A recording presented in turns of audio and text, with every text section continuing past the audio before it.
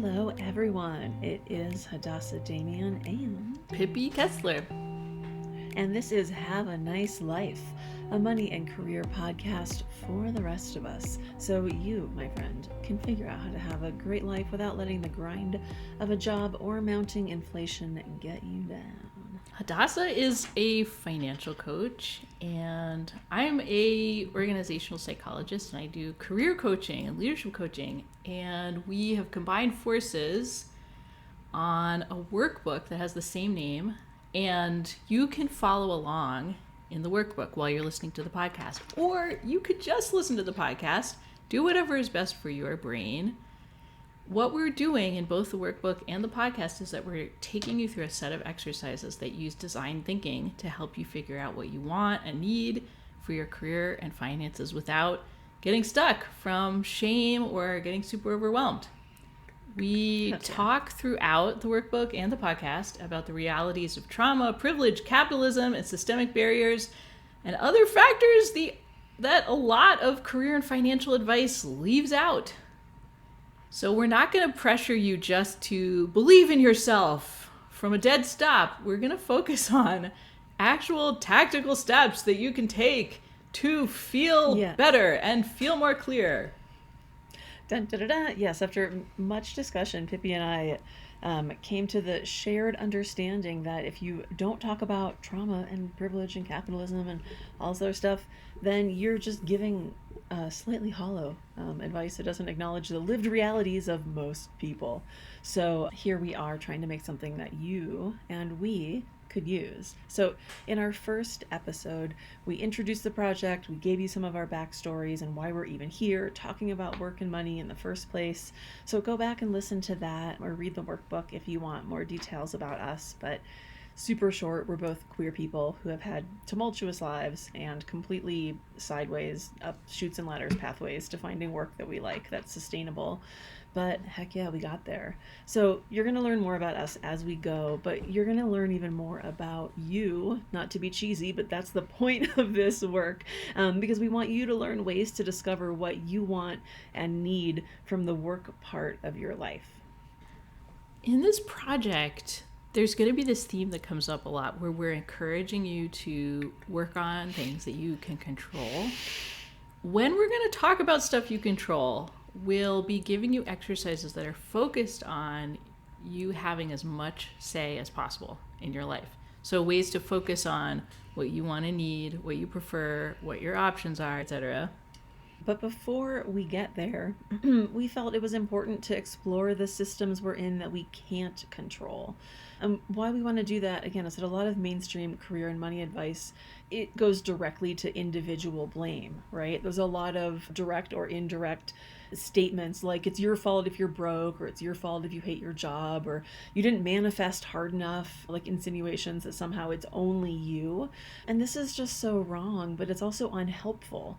So we wanted to just look at some facts so that we could understand the water that we're swimming in. And again, there's going to be a lot of parts of this where we're focusing on places where you have some choice, places where you have some control, looking for those places, picking them out. But there's just a lot that individuals don't control about their lives. And understanding what those parts we don't control are is really key to moving forward without self-blame, without getting stuck in shame. And through understanding those conditions, it can help us let go and then be more relaxed when we're thinking through what our options are and what we can do. So let's get into it. I want to start by just being real about racism and classism. And the way I want to get into it is by using this framework of social determinants. I'm excited because Pippi is going to talk a whole bunch about external and internal oppressions later. So we're going to talk about the systemic stuff in this moment, geographic, community, and cultural aspects of your life, which correlate to you. This idea of social determinants, the world into which you're born, has some bearing on the life that you live. So what this means is that you have more likely socioeconomic and health outcomes based on where you were born, the country you were born, the zip code you were born into. So in non-sociologist language, that means what you see you can be, and the distribution of resources is uneven. And so there's all these correlations that are out there about the types of average earnings, the types of illnesses, the types of lifespan that we see in different countries and zip codes across the US that, of course, are going to have bearing on what is possible for our lives. But it's also partially what we see as possible for our lives. So social determinants, they have a couple different ways that they'll influence our lives. In particular, from the racial wealth gap, the systemic accumulation of money around certain white families, to the type of job or money behaviors that you observe and pick up on. The family, the place, the body that you're born into have a lot of impact on what's possible for you. So I wanted to give a couple examples so it's not theoretical. So for example, do you have a parent that runs a firm that you could intern in? Do you have a family member who has a place to live for free while you are doing this internship that's not being paid? Do you maybe need to earn money to help your family? Or does your family have money to help you?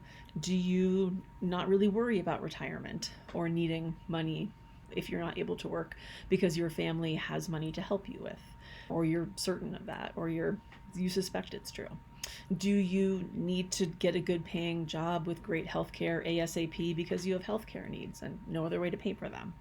Do you have any idea what people with good paying office jobs do, or how much a good paying office job pays? Do you have any context for that? Do you expect a job to hurt your body or to shorten your lifespan? These are all perspectives that are informed by different norms of the communities that we come from and the types of jobs that are common in those communities. So it's really just worth saying everyone is coming to the exploration of work and money from different places. Some of y'all are coming from more, some from less systematic constraints and disadvantages.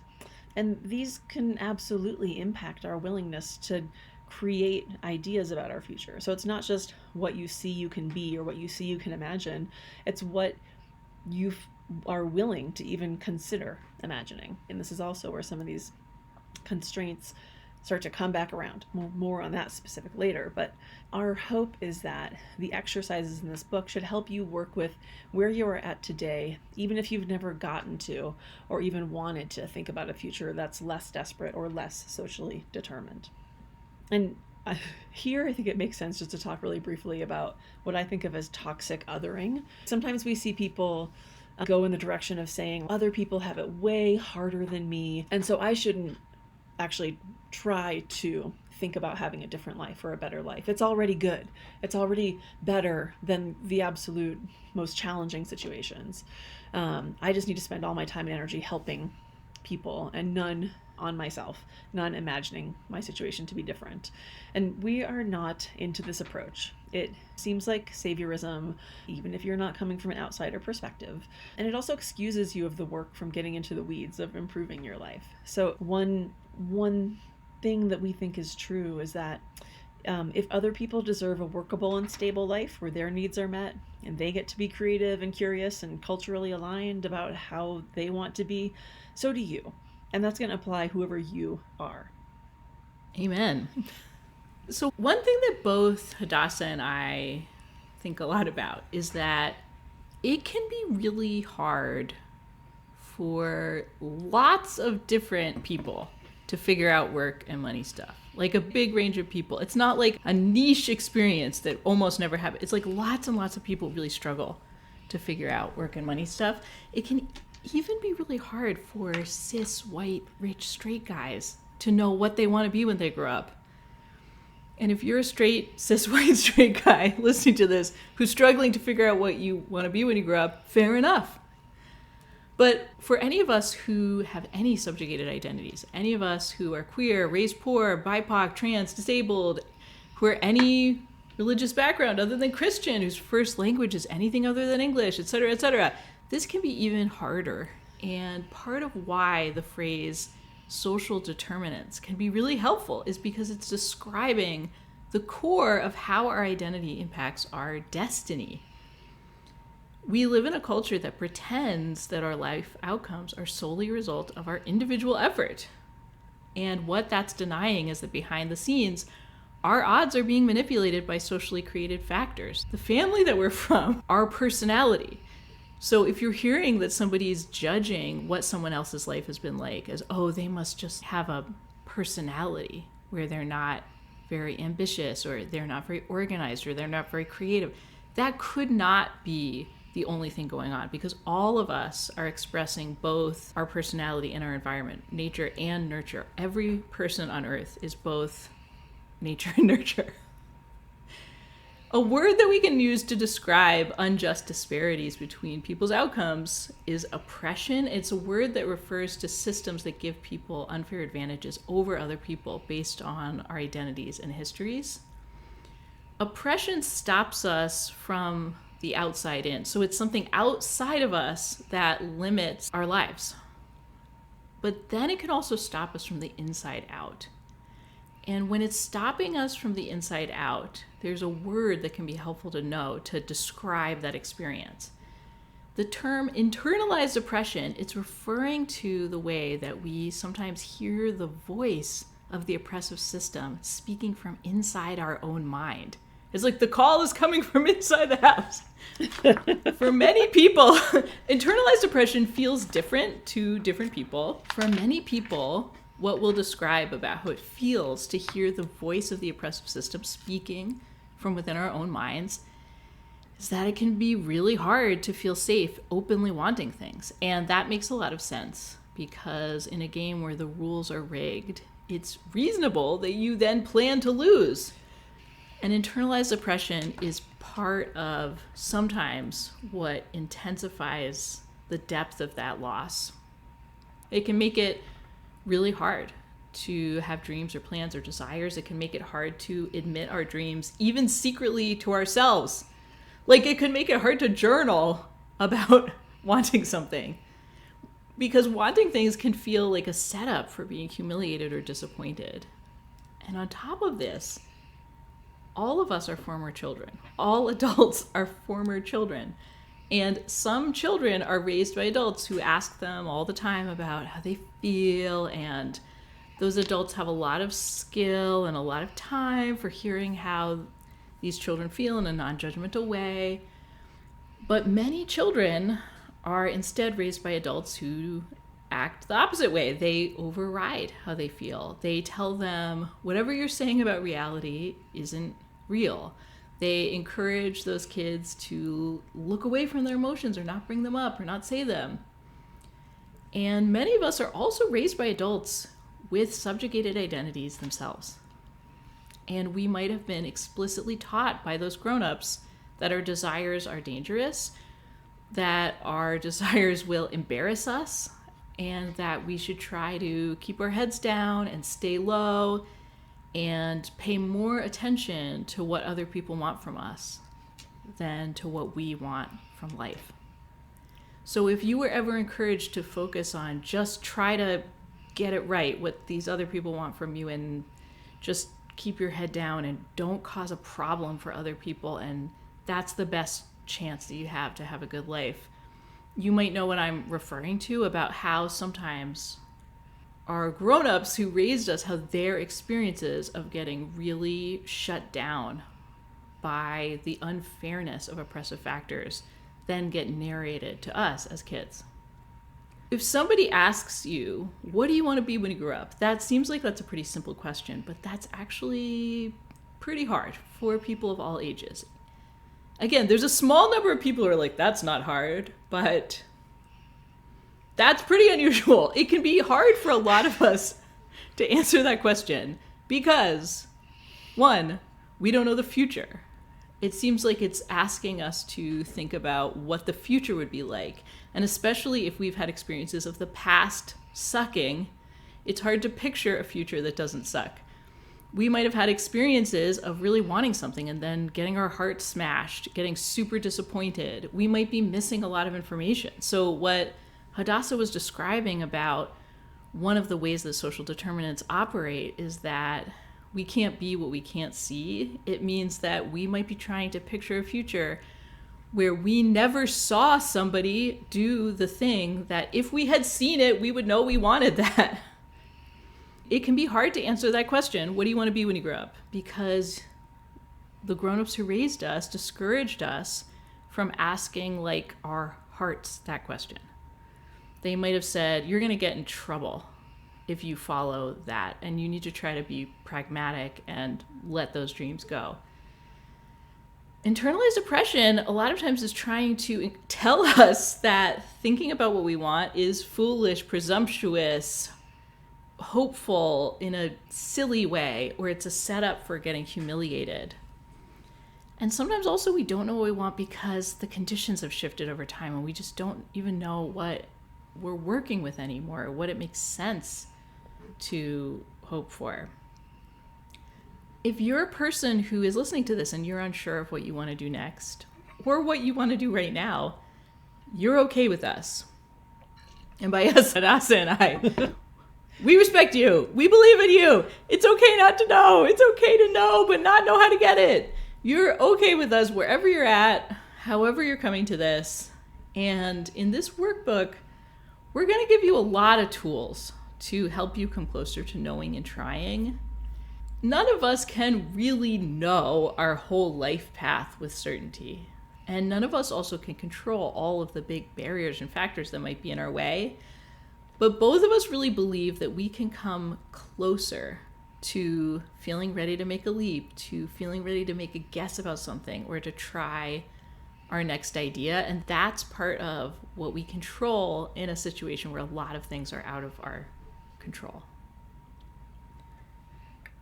Luckily, now we get to go from social determinants and the impact of external and internal oppression to the completely awesome historical moment that we're in, which, to summarize, historians believe is worse, just different. 9 out of 10 historians say. Said, this is not looking great. We've got global capitalism, we've got healthcare costs, we've got inflation in this moment, we have a racial wealth gap, climate change. There's all these other disempowering, systemic, structural issues. And so if you're struggling, it's not just you. Yeah, each of us has a history and a set of factors. So when we're talking about social determinants, you have a constellation of factors that are impacting a part of your life outcomes. And then also each of us has an individual history. So each of us has a set of things that happened to us in childhood, a set of things that have happened in the story up until now. But on top of that, history also has a history and a set of determinants. And we want to talk a little bit more about that. So every era of history has elements that suck and things that are handy about it. Like right now, and when I say now, we're recording this in 2024, it's very handy that we have more medical options than just try applying leashes and then die at 32. Like, I'm glad about that part of history. At the dentist today, I was reflecting on some wonderful advancements in medical technology. Yes. Oh, yeah. I love dentistry. Numb it up, babe. I'm pleased with that part. However. Yeah, we love dentistry. We love anesthesia. There's all kinds of stuff. We love blood pressure medication. I'm so glad that exists. I'm so glad that people can administer insulin. There's a lot of things that are really cool. But something that sucks is that medical care can be super expensive and hard to access. And the lack of social safety nets in the US means that there can be this harsh threat in the background of all of the kinds of life decisions we're making, that if we make a mistake, that it might not just be like, oh, that's annoying. It's like we might be homeless, hungry, sick, or unable to get out of bad situations. Like the lack of social safety nets means that there's threatening music playing in the background a lot of times when we're trying to make these day-to-day decisions about our lives. The cost of insurance and healthcare can also make it really stressful for people who earn low enough income to qualify for Medicaid to start making money. Right, so this is a little bit confusing what I was just saying. So what I'm saying is it can be stressful if you're low income to start making more money because it can push you into what sometimes people call the donut, where they're making more money, but their healthcare costs go up really dramatically, because if you can't qualify for Medicaid anymore, then suddenly you have to pay a huge amount for insurance and medical care. And that is extremely stressful as a backdrop for trying to figure out these questions about career and money. And it's not just insurance and healthcare that's really expensive. Most things are super expensive right now, more expensive than ever in history. Inflation can constrict our feeling of expansiveness or possibility, because it means that it gets harder and harder over time to even meet basic survival needs, let alone dream up a fun life. If you ever learned about Maslow's hierarchy of needs, like that triangle that at the bottom is like food and shelter and safety, and at the top is like self-actualization, it's like inflation means that it's hard to figure out how you're going to meet the needs at the bottom of the triangle, which can make it really hard to think about the top of the triangle at all. In the 1970s, my parents were young adults, and they were hippies, and they live in a van painted with psychedelic flamingos that had a velvet interior. And they lived in it, and they drove around the country. And when they ran out of money, they would stop somewhere, and they'd work a little bit. And they'd find hippies in the area where they stopped, and they'd stay at the hippies' communal house, and they would cook them beans, and they would all share weed. And this was part of what I thought adulthood was like, because this was part of the mythology of my childhood and of my parents growing up. But when I was a kid, one thing that they emphasized to my sisters and me was that this was only possible for them at that time because gas and medical care were cheaper than they are now. So they explained to us, this is going to be harder for you to do when you're a grown-up. If we had to go to the doctor, this was not that expensive, but it's gotten a lot more expensive now.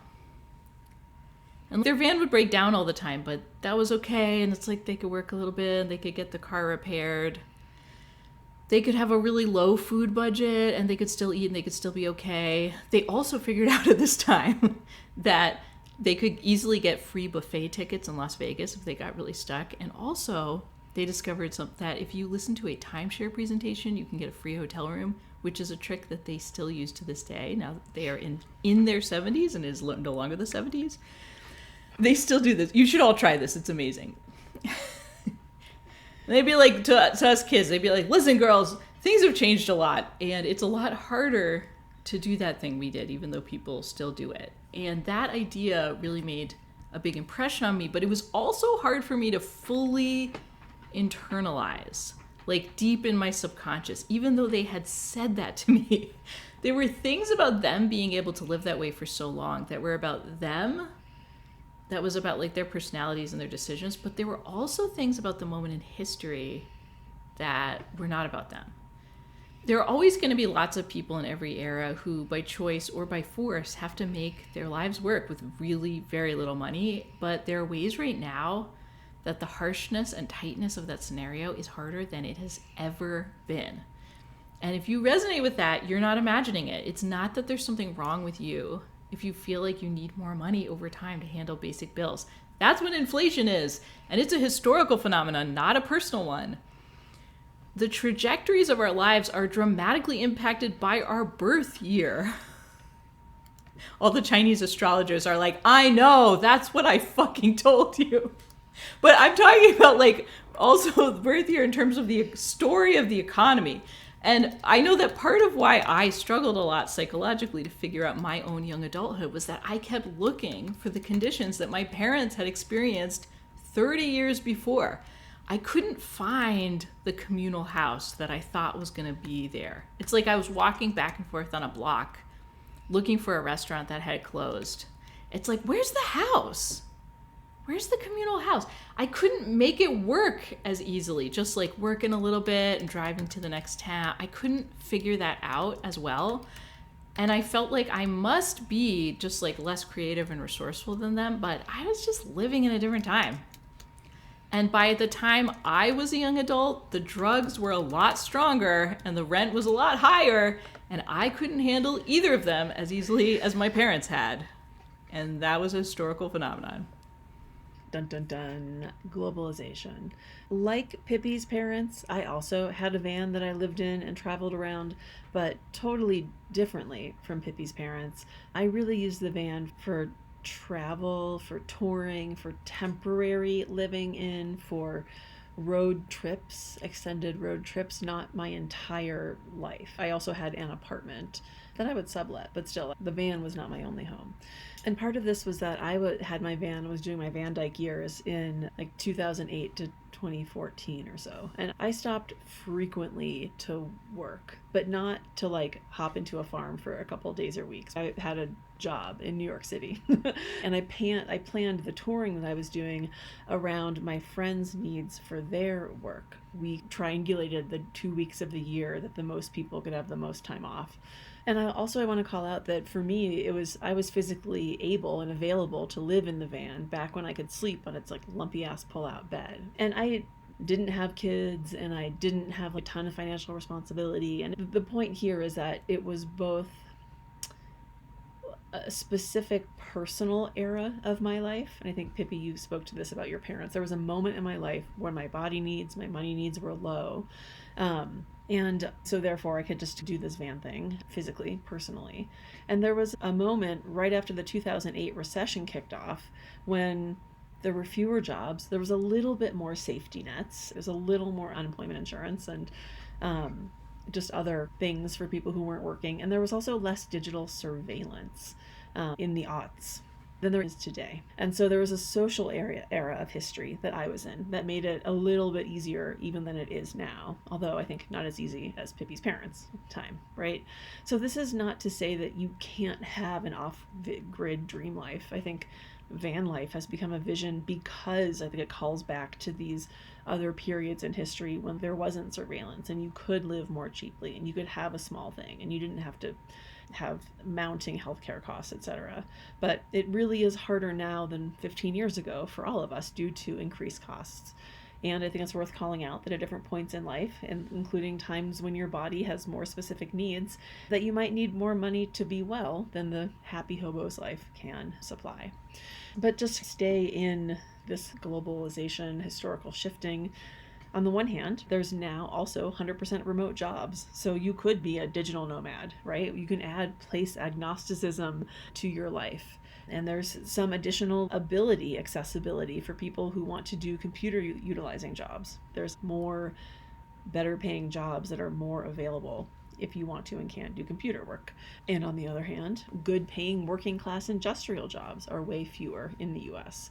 We've got some cheaper products, but we've also got a crisis of microplastics. Housing and school are more expensive. We talk a bit about this in the last episode, but we're in a moment of dynamic tension where there actually are some things that are a little bit better and more accessible, but there's a lot of things that are continuing to degrade. I think more to call out. One is environment. More to say on this topic than we could possibly get into in a single book, let alone one podcast. But the upcoming cost of what's happening to our environment will be not small. And where people are going to be able to live is going to shift. And the types of jobs that are available, there will be some new jobs created, but some jobs will shift over time. We can't look into the future and see everything, but we can see that there will be changes because we're experiencing changes. Another one that is a huge topic that is not going to get all the coverage it could is that wealth inequality is even more pronounced, right? So things got more expensive, but it's only a problem for some people. Other people are just trying to go into space, where there's a lot of people who are actually trying to figure out how they're going to pay bills. And the impact of wealth inequality, that's the inequality part. It's that some of you reading or listening have more constraints based on the amount of money that your family didn't have.